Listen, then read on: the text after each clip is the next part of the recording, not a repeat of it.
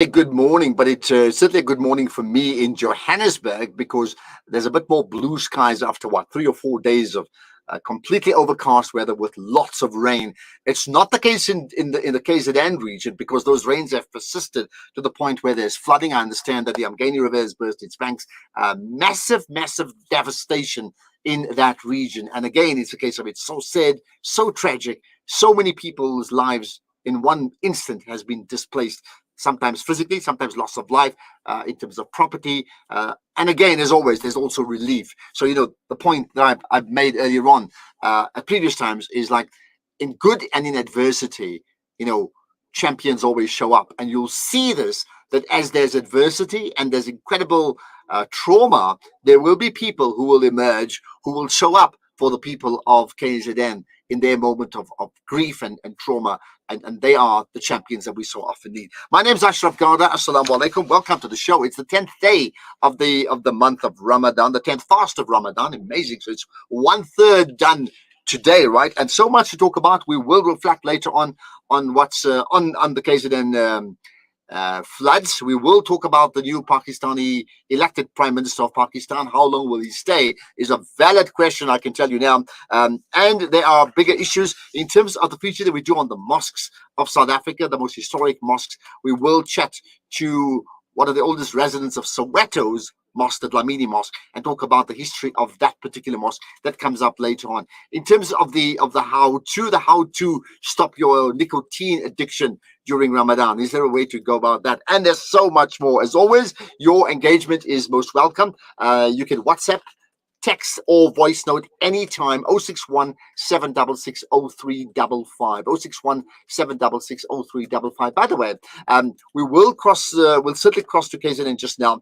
But if you know people who are there, who are willing to talk about what their experiences are, just connect with us, and we will certainly talk to them. Also, if you've got voice notes, particularly voice notes, in terms of what's actually happened in KZN, then we want to share that. So if you can WhatsApp us, 061 766 0355. So that's text or voice notes. We will certainly play it as well. So looking forward to that conversation and some relief perhaps amongst the clouds, right? Dr. Louise van Rijn, she'll talk to me next. She's got this arduous task as we look into the big picture of how to fix education in our country. But she's also got a stellar track record to try and do that already. So we're going to spend about 20 minutes or so talking to her about that. The program brought to you by the African Muslims Agency. Imagine a world where every family has food for suhoor and iftar in Ramadan. Call the AMA on 010 07 22262.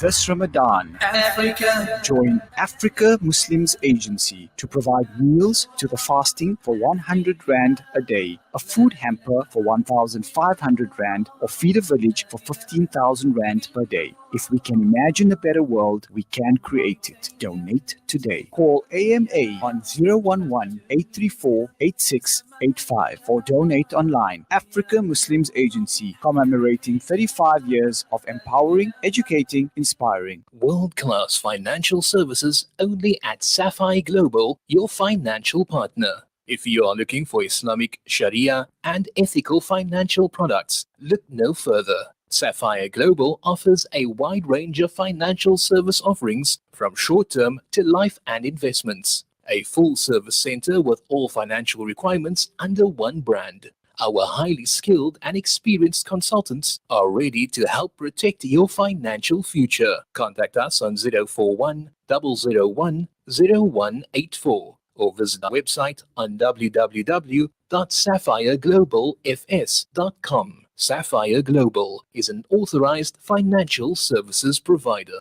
Zakah has the power to end extreme poverty. If the whole world gave zakah, it could end extreme poverty many times over.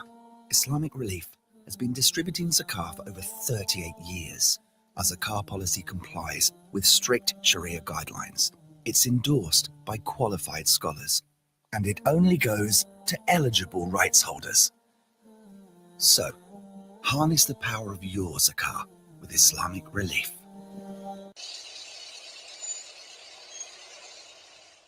Are you looking for a cross-border road transport company that is committed in achieving high safety standards, who is fast and efficient, and also excel in customer service? Gardi Global specializes in cross-border transport from South Africa to Mozambique, Zimbabwe, Zambia, and Malawi. Gardi Global, situated at 10 Daniel Road, Benrose, Johannesburg.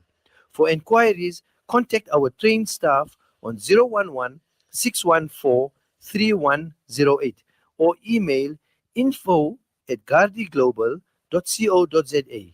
Safe, long haul into Africa is our business. Gardi Global Transport. It's been a household name for years. It's been an important ingredient in South African kitchens, and it's been an affordable, healthy choice for your family. Helios. First our pure sunflower cooking oil, and now introducing Helios margarines and spreads. Following the same traditions and tastes you've grown to love and trust from Helios. Fortified with vitamins A, D, and E, also rich in omega-3 and 6 essential fatty acids for a healthy eating lifestyle. Helios margarine and spreads, available now at all leading South African supermarkets. Helios margarine, the tradition lives on. At this time of trial and worry, the blessings of charity are the ideal means to avoid calamity and despair. The Al Imdad Foundation gives you the opportunity to sponsor a share in a borehole in South Africa for just 1,000 Rand and provide what the Holy Prophet, peace be upon him, called the best form of charity. Donate online at alimdad.com or call 0861 786 243 for more information. Mornings with Ashraf Garda. Connect on Twitter at Ashraf Garda. This is the Ashraf Garda Show, 8 to 10 a.m. and you're listening to Salam Media. So here's the thought. I mean, I'm going to be here for the month of Ramadan, so the month of April, and we thought as part of what I do, and because I'm so inspired even by the work that we try and do at Champion South Africa, we thought let's highlight a series of things that are just wrong in South Africa. And I could comfortably highlight 20 things. We certainly can't cover all of them, but I'm going to endeavor, in fact, to cover as much as possible around those themes in the 2.5 weeks or so that I have remaining in hosting the show on the Breakfast Show here on Salam Media. One of them, clearly, that's so critical is the issue of education, because, you know, for a country to succeed or to become this champion nation, you have to become globally competitive.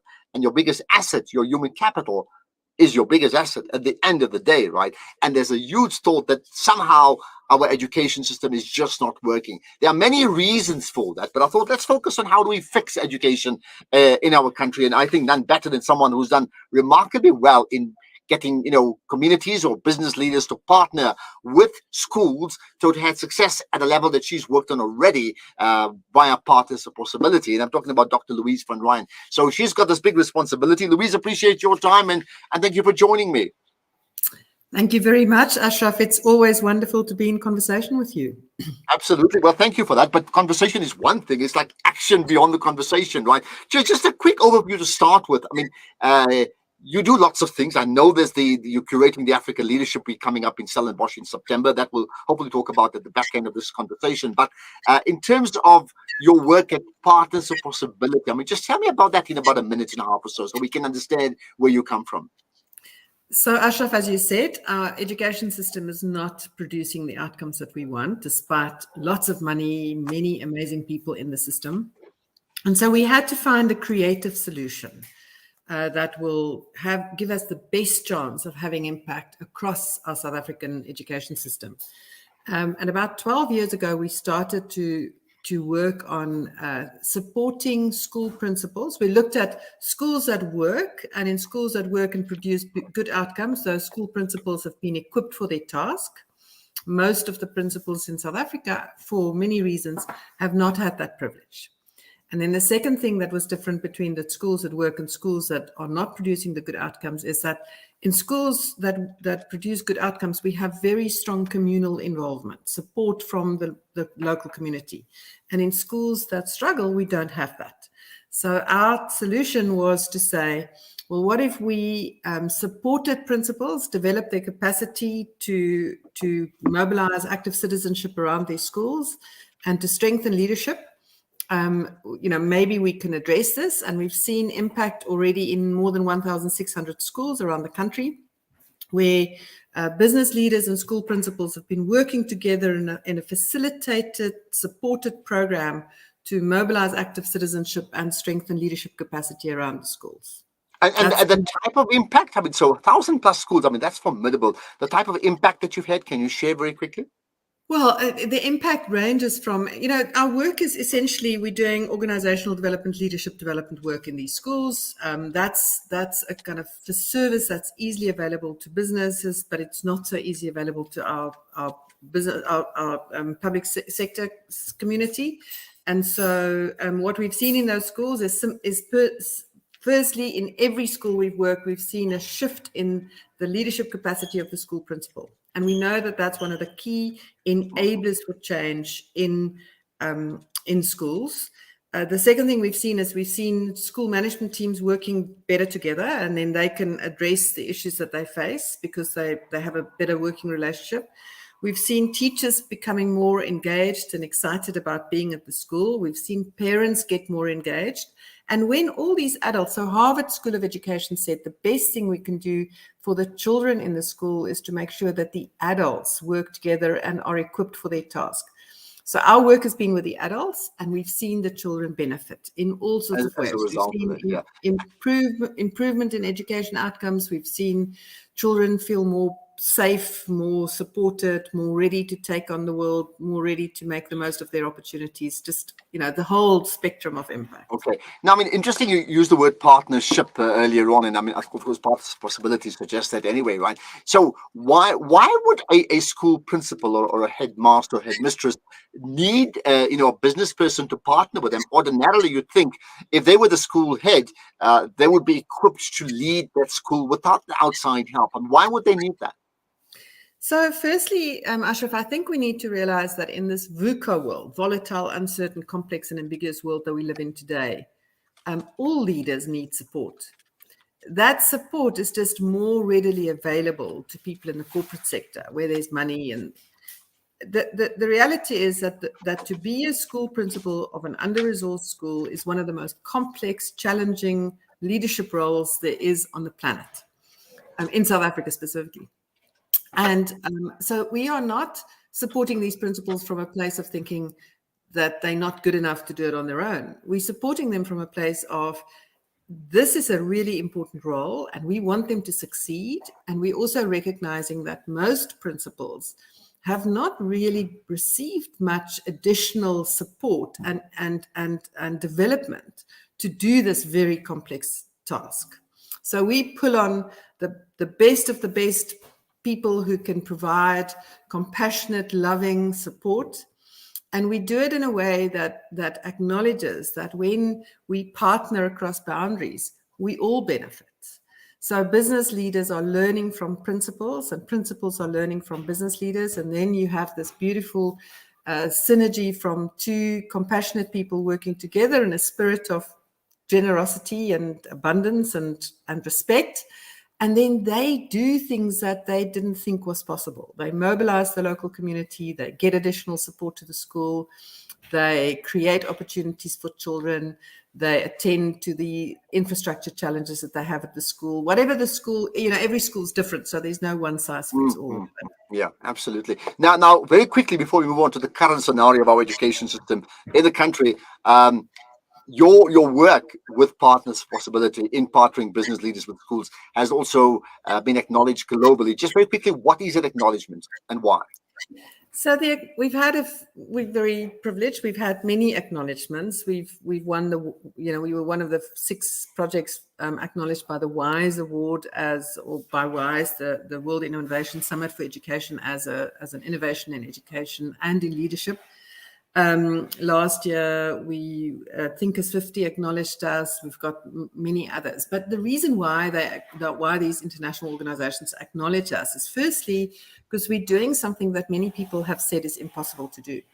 We are mobilizing active citizenship and parents around schools. It's an innovation. The fact that we bringing business leaders and school principals together, that kind of cross-sector partnership is an innovation. It was what our National Development Plan called for. It's a kind of response to the Dinner King scenarios. It says the only way that we're going to deal with the issues facing our country is if we walk together. Yeah, and there's no, as far as we know, there's not another example of this kind of cross-sector collaboration at scale for a long period of time anywhere else in the world. And you wonder why. But anyway, okay, let's then talk about, so well done to all of those things. Let's then, give me your thoughts, your reflections on the state of education in our country right this point in time. And we're talking across the length and breadth of the nation. Yeah, the sad part about our education system, Ashraf, is that most children leave matric without the necessary skills to get a job, and that we have to do a lot of additional work on preparing them for the world of work. Now, at the heart of that issue, and I'm going to talk about one specific issue, at the heart of that issue is the fact that our children are not learning to read for meaning by age 10. And there's been a lot of research that says the best thing that we can do for our children, the one thing that will give them the best chance to leave matric well with good skills, is if we can make sure that they can read fluently for meaning in home language and English, but at the end of grade 3. But as a country, our focus is on matric, because that's where that's an easily measurable outcome. And so one of the things that we are advocating for is for communities to really make a commitment and say, we are going to work together as a community, as a church community, as a faith-based community, as just people who care about our children, to make sure that our children can read for meaning in English and home language by the end of grade 3, because that will give them the best possible, that's the one thing that we can do that will give them the best chance to leave matric and be prepared for the world of work. And I take it you've done research into that. So if that's the case, then why is it that the vast majority of our children are unable to read with meaning at the end of grade 3? I mean, what's the log jam there? Well, when we start to work with parents, one of the things that we discover is that most parents didn't know how important this was. So they were not equipped with the knowledge to kind of support their children through school. So when you talk to parents from well-resourced schools, they're all very clear. They've been told, they know how important it is, their children can read. In the under-resourced schools, it's as if we've kind of missed a generation of adults and for them to know how critically important this is. So that's why I'm saying I think the faith-based community, I mean, you are part of a faith-based community. I think faith-based communities have a really important role to play into making sure to say that we care about the future of these children and we are not going to let them, we want them to succeed. And therefore, we are going to do everything we can to ensure that they can read. And because that sets them up. If they can't read well by the end of grade 3, they are behind every year after that. Okay, I think you raised such an important issue because, one thing is children not going to school, but by and large, the majority of them are going to school. Now, that's point one. Point two, we know that there's massive wealth divide in our country via the Gini coefficient measure, right? But you're saying, if I can understand you correctly, that even if all these children go to school, depending on the type of school they go to, depending on what they are taught, depending on the structures, although they all go to school, in fact, that the education divide will become wider and wider because many of the schools, the majority, will not get the very basic things versus the others who will get everything and a whole lot more. So in fact, the privilege will just be perpetuated. Exactly. And when you talk to the teachers and you say, so what's the consequence of children, for example, not being able to read? They say, no, they drop out because they know they can't stay. So, dropout rates is a massive issue in our country. And if we can find a way to get children engaged earlier, but that's exactly your point, Ashraf. The children in the well-resourced schools can read. They can read well. They do well in grade 4, 5, all the way up to matric. The children in schools now, I mean, I don't know whether you've been to many of these under-resourced schools, but if you've got 60 children in a grade 1 class, and with all of that diversity, and you one teacher, and the classroom was actually built for 30, and you've got 60, That's a very difficult task, which is why we feel very strongly that you cannot just dump it all on the schools. So here's a statistic, Ashraf, that you will enjoy. I'm going to talk about this afternoon as well when I talk to the principals. Our children are awake on average 16 hours a day. Let's say that's 5,800 hours a year that they are awake. Of those hours, they spend only 1,200 at school. That's only 80% of their awake hours. That means that, 20% of their awake hours. 80% of their awake hours they spend outside of school. They spend in our homes, they spend time in the community, they spend time at church, they spend time at the mosque. That's where we have to do the work. We cannot just dump all of the responsibility on that very small 20%, because there's also the demand on these teachers is amazing. So for me, the answer is not to kind of be more demanding. Yes, we need to support the teachers. Yes, we need to make sure that they have what they need. We need to make sure that all the adults in the schools are equipped. But we need to get communities to do their role. We need parents to realize, my kids, I don't think both kids went to government schools. I don't think they succeeded just because of the 20%. They succeeded because of the 80%. And that's where we as a nation have to do more work. You often talk about to Pepe Mare. Pepe would agree. It's about how do we get all of the adults to take responsibility. It takes a village to raise a child, not just absolutely. I'll probably have a follow-up conversation with Pepe about this anyway, sometime down the line. But so interesting that the issues you raise here. So one is the issue of the bricks and mortar of schools, okay, which I think is a given. That again, underprivileged schools just don't measure up to the privileged schools. The other is the quality of the teaching, the teachers and the leadership structure within the schools, and that's what you've tried to address with Partners for Possibility in your own way, right? But obviously, you haven't touched the majority. So if you've touched 1,000+ schools, how much more to go? So it's not. So the reality is, Partners for Possibility is always only going to be a small part of it. But what we've done, I think. Successfully in some cases, is that we've raised the awareness that the starting point to improve a school is to ensure that you've got good local leadership. For years and years and years, before when we started Partners for Possibility, there was almost no recognition of that role of leadership. Now everybody's talking about the role of leadership. So we've kind of influenced that conversation.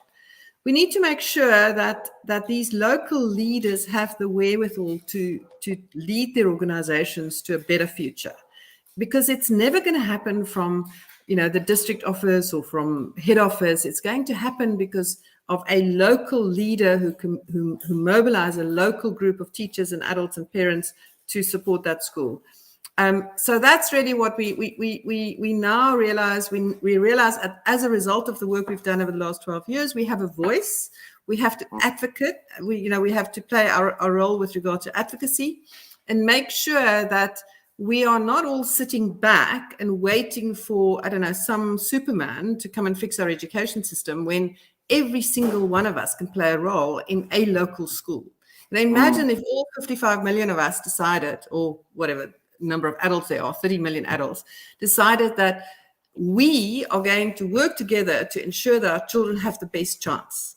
We're going to make sure that they can read at the end of grade 3. We're going to make sure that we support them with maths so that they are, that they have options if they want options in the kind of science community. We want to make sure that we're going to keep them in school. There's so much we can do, which is done in the well-resourced communities just by default.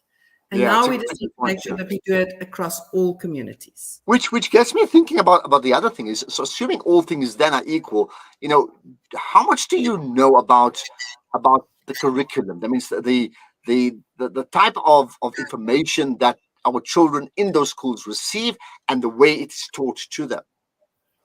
So again, kids in well-resourced schools get the same curriculum. They do well, because the curriculum is actually just an excuse to be in the room together and to have to have a focus of what learning happens. And so I don't think the issue is the curriculum. I do think we can add things to the curriculum. We can make it more 21st century. We can bring some more IT and coding, and there are definitely things we can do. But again, if you look at the disparity between children in well-resourced schools, same curriculum, they are set up for success. It's what happens in the classroom, what happens in the local schools between the teacher and the parents. It's the extent to which that many teachers in many of these under-resourced schools, they've just given up the will to live. And when you spend time in many of those schools, you understand it. So I'm not saying that from a place of judgment. But what I've seen is when those same teachers feel more supported, more loved, more appreciated, when we treat them as human beings, when they create a space of belonging and where they feel that they matter and that their needs are taken care of, they show up very differently and the children benefit. And so we just, Ashraf, we know how to do this kind of work in organizations, in corporate organizations. We have armies of people doing it. We just need to practice good management and leadership practice, good organizational practice in our schools. And that happens in the well-resourced schools, and it doesn't happen sufficiently in the under-resourced. Okay. And one of the things I've touched on, certainly from a Champion South Africa point of view at a podium platform the other day, was because we were speaking about national pride, and I suggested the focus has to be more on national purpose. So outside of the curriculum, right? Do we need to get these young children to be switched on to what is their purpose and what is the national purpose? What I'm saying, does that sort of conversation matter to a 8 or 10-year-old child, or is it very premature? I don't know whether that's the age, but certainly at age 13 and 14, we need to invite our children into conversations about our dreams and hopes for the future and the future that we committed to. And I'm not entirely sure that the word purpose at that age is going to play a big role. But when you start to talk to them about their dreams and their hopes for the future, and you start to invite them in a conversation of possibility where they can achieve something. I mean, at the school where I was involved in, for a long time, we had an annual career evening. And I just brought some adults to that school who gave those kids a sense of, a sense that what might be possible in their lives. And as a result of that, we've seen children do things that they never thought was possible because they had adults who cared, who came to their school. So, so for me, yes, we need to have a national conversation around the future that we are committed to, and those kids have ideas about that. Oh my goodness! Every single time when I talk to young students about the dreams that they have for the future, they have big dreams. The biggest thing we can do is just invite them in the conversation. We don't have to use words that feels unfamiliar to them, but we need to just invite them in the conversation, and they need to know that they have a role to play, and that the adults around them are going to help them achieve their dreams so that they can play that role and make the contribution they are destined to. Which suggests to me that even the teachers need to understand they have a role to play and they must have their dreams, because I think often enough, the teachers have been relegated to simply doing the work and getting out, and also not understanding their own national purpose. Now, two things there before we wrap up. One is regarding, all the things you've said around fixing education, and I understand there's so many layers to that, right? Do you have a sense, based upon what you know, that government's trying to address it, or they're nowhere near addressing it?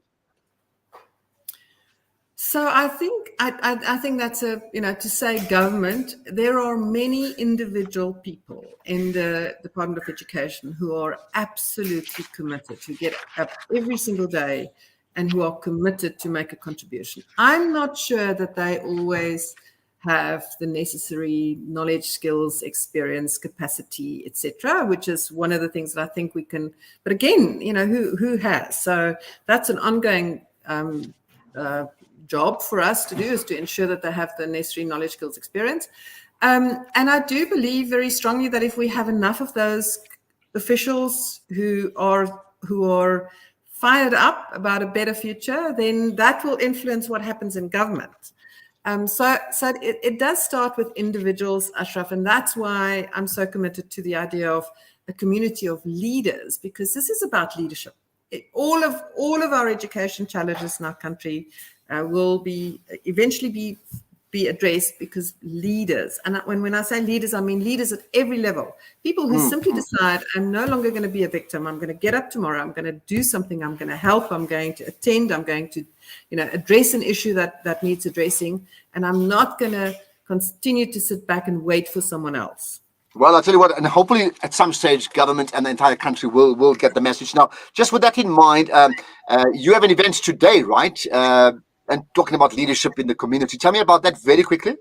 Yeah, so we have a monthly gathering of school principals. It's called School Leadership Forum. It's where principals and deputy principals and people who acknowledge themselves as leaders come together, and they're part of a conversation around their schools. And this afternoon, we're going to talk about school at the center of community and why it's important to mobilize communal support to the school.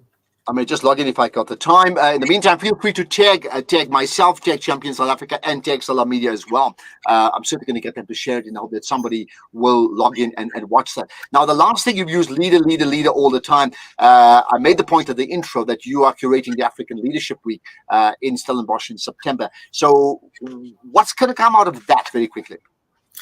So, Ashraf, we advocate what we've seen in Partners Possibility. We've touched about 1 million lives through Partners Possibility. And the thing that we've seen that's most important is relationships. And we feel we haven't been doing enough in terms of developing our community of leaders. You've done some amazing work with Champion South Africa. It's a small group. We need to mobilize many more leaders. So the idea with African Leadership Week is to mobilize leaders across the country at every level and every sector and every organization, and help them feel part of a larger community of leaders who are committed to a better future and a better South Africa, and a more just and equitable South Africa. And then what we want to do is we want to get them connected. We want to facilitate collaboration. We want them to be inspired by people who do amazing work. You've seen my excitement about Lorenzo Davids and other leaders who are already doing amazing work. And we know that if we are in conversation where we can be inspired by each other, we have a much better chance. And so we want to create that sense of cohesion and community between leaders. And African Leadership Week and Stellenbosch is one of many opportunities for us to come together. So we're also going to do, and we are doing, many online sessions. Tomorrow we have a session with Dr. Royal Koza. Next week we have Professor Tuli Maranzela going to be talking to us. It's really just to get us connected and activated as leaders where we are. Well, better to talk than not to talk. I'm going to leave you to again share those links again on these platforms. Salam Media, myself, Champion South Africa, gladly will share that. And I'm sure this is not the first, this is not the last of many conversations that we're bound to have on the issue of fixing education, fixing South Africa, and to borrow a phrase I've used the other day, to live in the country of our dreams. Dr. Louise van Rijn, appreciate your time. Thank you so much. Thank you so much. Enjoy. There we are. Thank you. There we are, Dr. Louise van Rijn, the founder, designer of Symphonia and the Partners Possibility, talking about fixing education, some really important issues about leadership and partnerships. And that's the central focus of what she's talking about, putting schools at the center of community. That's one. And then the African Leadership Week coming up in September. I'm sure we'll talk about that a lot more later on. There's more to talk about, including the huge problems. And goodness, it needs leadership. Yeah, it needs people to stand up and show up, champions to show up. I'm talking about what's happening in KwaZulu-Natal with regard to massive flooding overnight. It's a problem. What happens next?